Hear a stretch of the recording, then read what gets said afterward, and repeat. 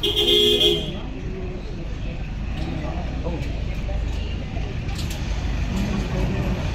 nga kung marubi-rubi, ikaw, ilusyonada ka talaga eh.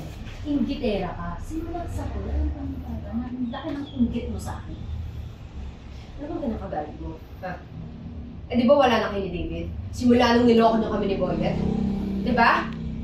So ano to? Ha? Gumaganti kayong dalawa? Pues, hindi effective. David naman, hahanap ka na lang na isusupalpal sa akin. Kung pangit pa na to. She was there when you abandoned me. Siya ang nagpakita ng totoong concern sa akin. She's beautiful.